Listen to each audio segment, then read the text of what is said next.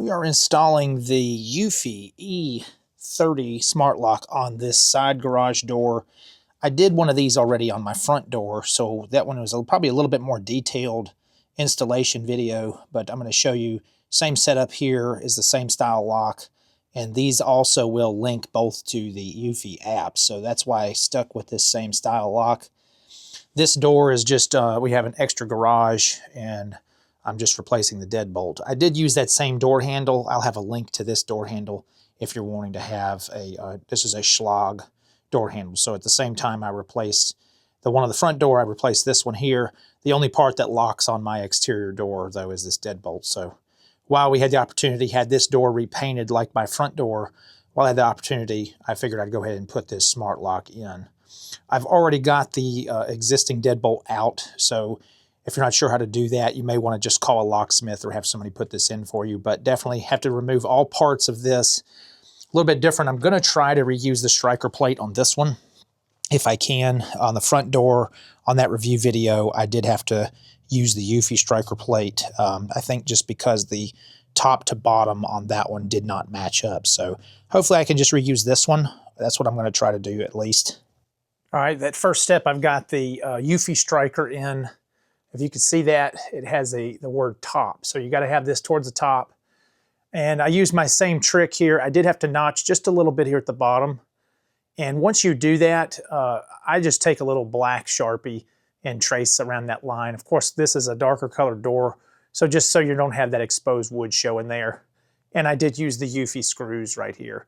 So they're a little bit, the threads are a little bit thicker. I think Eufy maybe thought about that once you take the original screws out, to avoid stripping this out, you put you a little bit thicker threads in there. They're about the same length of what was in there originally. The plate is silver, so both of my experiences, both E30 locks, these are silver plates with a silver striker. Not that big of a deal. Of course, you could paint this if you wanted to later. So got that in, and again, like I said, I just kind of put a little black paint or use a Sharpie marker around that edge. In this case, I didn't have to trim near as much, so I just used a razor knife right here and to let that sit flat. I want this as flush as I can get it though. Okay, I've got the touchpad on, and just like on the front door, it will bulge, the gasket will bulge out here just a little bit on both sides, mainly where the screws are. So I'm not getting any gasket bulge around these top sides. Before I place this, I do put a level on the side here, so you don't have to do that if you don't want to, but I like mine to be straight. So I did put a level, make sure that was straight. And what you're tightening into is this backing plate right here. You're tightening that into the touchpad. So those will sink in a little bit, and you're going to get some bulge on the gasket here. I've had that on both of them, so that's about the time you figure out you need to stop tightening these, because if you really wrench down on them, it'll keep going. The wire, of course, comes out this bottom section right here. And just like on the front door, they want you to make sure and match up the red side of the plug into the red side there.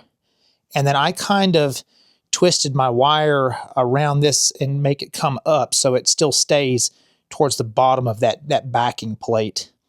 And there are 3 screws, 2 are here, and 1 is there, that are not going through the door, but they're just tightening into these threaded holes in the backing plate. So that way you're not putting extra holes in the door. One thing I'll show you on the front side, so some people may be interested, like if I had an existing deadbolt, am I going to have to repaint my door, and is it going to cover? So just, my door was repainted. This line, you may be able to see it, is where the existing handle was. So again, trying to sand all that down, I could probably do a little bit better. I actually had somebody paint that. So again, will I go back over and fix that? I don't know. But then my existing lock was down just a little bit right here.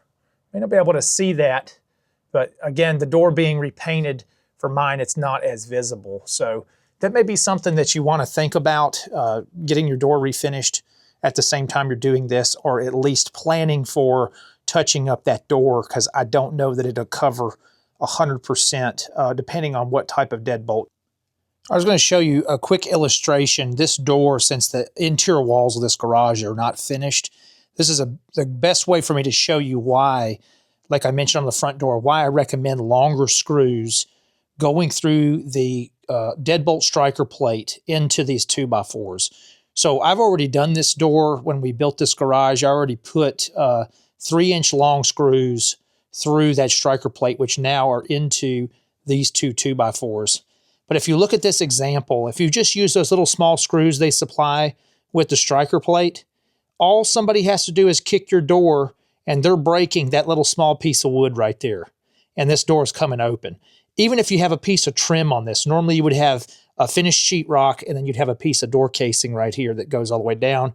The door casing's not really doing much and it's going to break right off too as well. So will those screws stop somebody from getting in your house? Probably not, but it's going to give them a little bit more trouble than just those two little tiny screws when all they're having to do is break that little piece of wood there. So always recommend doing that. So this is, like I said, it's an unfinished wall. So that's to show you kind of the example I was showing you on my front door when I did that one. I did have to notch down a little bit of the wood out right there, but I am going to paint this black too before I finish up. In this example, I've already got those long 3-inch screws in here. So I also did this one, even though this is not the locking portion of the door. And I'll paint the interior of that black as well. So definitely recommend, if you've got the room and you've got a finished wall on this side, you can see where I'm running into those 2x4s. And, you know, you may want to watch out not tightening it down too tight because it'll suck this whole door frame over.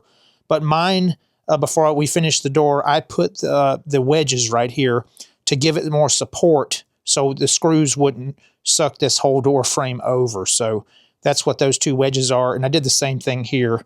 So this door frame's a little bit more secure. They'll actually have to break this metal plate. And some doors you can buy a metal plate that goes all the way down. And you can go a metal plate from here to here, which would make it a little more secure as well. But I figured I had the opportunity to show you this unfinished wall and why I recommend those longer screws through that striker plate. Okay, the lock is completely done and the setup is completely done. Like I mentioned in the other video, you will have to have a smartphone or smart device to finish that setup. You've got to scan a QR code to add the lock to your Eufy app. I've already done all that. Again, I'm not going to show you all that setup. There's other information. Eufy's website does that. It also, the app walks you completely through that. So show you just a little bit too. Once you've got this thing completely installed, don't put the battery cover on it until you're done with programming everything, because there's a sync button in there to get it on your phone. And there's one little black piece of rubber for that screw. The other two screws are hidden underneath the battery compartment. So I'm using the batteries it came with. They say that it'll last up to 8 months. We'll see how that goes. The other little things are, I did take this to a locksmith and try to get this rekeyed. I mentioned that to you in the first video I did on the front door, and they were not able to rekey the Eufy keys to both locks. I was going to try to get the one that fits the front door, that kind of, I call it the emergency key or backup key, to work in this one. They're different lock sets than what most locksmiths are going to have, so they were not able to do that. I didn't press the issue to see if he can replace the lock sets completely. They look like Schlag keys. It's probably possible, but I don't think we're going to be using these keys that often. So we'll just have the emergency keys somewhere where we can access that if the battery dies in these. Like I mentioned, don't know if we're going to need them, but to update you on that, I was not able to rekey both the same. One thing I was able to do is I was able to program my password in this is the same as the one on my front door. So that's good. I didn't have to create a different password for this lock as opposed to the one I used for my front door. I was able to do that too for everybody that was registered on the front door. They have a code, the same code they have for registered for the front, they have registered for this one.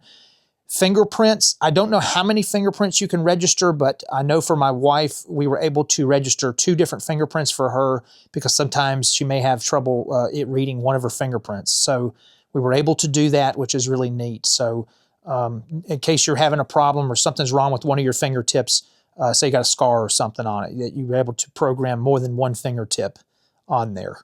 Another cool thing, I'll show you again my fingerprint there. Just to show you that it does work. And you have to register your fingerprint in several different ways. And see, again, I had a couple little trouble there getting it to go, but it finally went. The other thing you have when you go to unlock this thing, you can do what they call the one-touch lock, which is here. I'm not going to do my code for you, but the one-touch lock, you just press and hold that checkbox right there, and then it will lock it for you, so you're not having to do your code or you're not having to do your fingerprint. Another thing you're able to do, I show you on my app here, you can unlock the door using the app where you just slide and drag. There may be a slight delay because I'm away from the house there. So you're able to unlock and lock from the app, which is neat. And you'll get an indication, see if mine will show, it'll tell you who unlocked the door. So I do like that. This is the second Eufy lock E30 we've installed. I don't think I need any more. One gets us into the house, one gets us into this extra garage that we have. So, and again, I'll show you, you can lock that thing from back here. So this has been a great product for us. Updates the locks, especially while we were updating and repainting our doors. So highly recommend these products. Make it a lot easier to get in and out of your house. Hopefully this information was useful or helpful for you. And if it was, please subscribe and share. And that's to the point.